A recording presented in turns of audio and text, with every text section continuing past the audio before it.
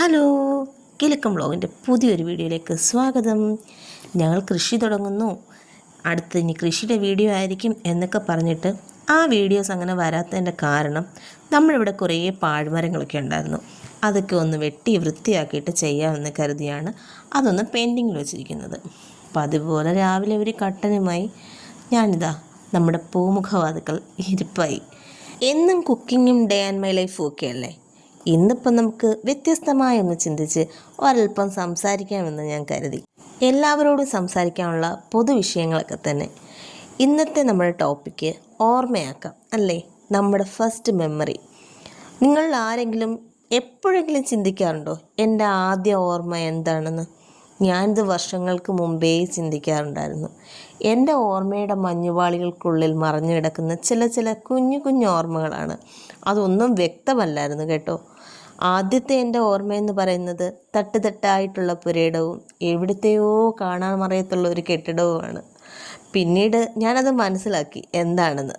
എൻ്റെ ഓർമ്മയുടെ കാര്യങ്ങളെക്കുറിച്ചൊക്കെ അമ്മയോട് പറഞ്ഞപ്പോൾ അമ്മ പറഞ്ഞു, അമ്മ എൻ്റെ ചെറുപ്പകാലത്ത് അമ്മയും പപ്പയും വാടകയ്ക്ക് താമസിച്ചിരുന്ന ഒരു സ്ഥലവും അവിടുത്തെ ഒരു കെട്ടിടത്തിൻ്റെ ഓർമ്മയുമാണെന്ന്. പിന്നീട് ഇങ്ങോട്ട് വരുന്ന ഓർമ്മയെന്ന് പറയുന്നത് ഒരു 3.5 വയസ്സ് പ്രായമുള്ളപ്പോഴുള്ള ഒരു തെങ്ങിൻ ചുവട്ടിൽ കിടക്കുന്ന ഒരു കഞ്ഞിക്കലമാണ്. അത് കാരണക്കാരി എൻ്റെ ഫ്യൂഡൽ മാടമ്പിയായ എൻ്റെ മുത്തശ്ശിയാണ്. ആൾ മരിച്ചു എങ്കിലും പറയാതിരിക്കാൻ പറ്റത്തില്ല, ഒരു ഫ്യൂഡൽ മാടമ്പി തന്നെ. തെങ്ങിൻ ചുവട്ടിൽ കിടക്കുന്ന ആ കലമുണ്ടല്ലോ, അതാ മാടമ്പി എടുത്ത് എറിഞ്ഞതാണ്. തിളച്ചു വരുന്ന അരിയും ആ കലവുമായി എറിഞ്ഞു കിടക്കുന്ന ഒരു സീൻ അതെൻ്റെ ഹൃദയത്തിൽ ആദ്യം പതിഞ്ഞ മെമ്മറിയാണ്. കാരണം അതിലൊരു നെഗറ്റീവ് ഉണ്ടാവാം, അതുകൊണ്ടായിരിക്കും. ഒരു പോസിറ്റീവോ ഒരു നെഗറ്റീവോ ആയ ഒരു മെമ്മറി ആയിരിക്കും നമ്മൾ ആദ്യം ഹൃദയസ്പർശിയാവുന്നത്. വർഷങ്ങൾ കഴിയുമ്പോൾ നമ്മളത് ഓർത്തെടുക്കാനൊന്ന് ശ്രമിക്കണമെന്ന് മാത്രം.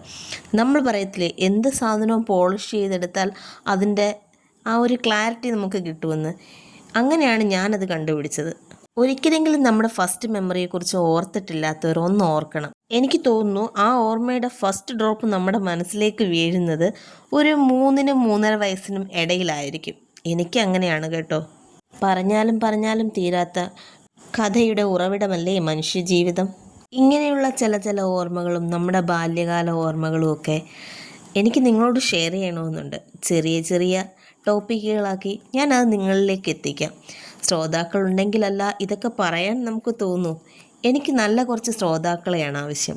നിങ്ങൾ എൻ്റെ കൂടെ കൂടുന്നുവെങ്കിൽ കൂടണം, കൂടിക്കൊണ്ടേ ഇരിക്കണം. അപ്പോഴല്ല ഒരു ഇമ്പം വരത്തുള്ളൂ നമ്മുടെ ഈ ചാനലിന്.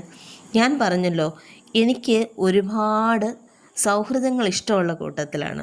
സൗഹൃദങ്ങൾ എന്ന് പറയുമ്പോൾ നല്ല ആരോഗ്യകരമായ നല്ല ഡെപ്തുള്ള സൗഹൃദം. കട്ടയ്ക്ക് കൂടെ നിൽക്കാൻ താല്പര്യമുള്ളവർ കൂടിക്കോ. ഇഷ്ടപ്പെട്ടെങ്കിൽ ലൈക്ക് ചെയ്യാനും ഷെയർ ചെയ്യാനും സബ്സ്ക്രൈബ് ചെയ്യാനും ഒന്നും മറന്നു പോവല്ലേ. ബൈ.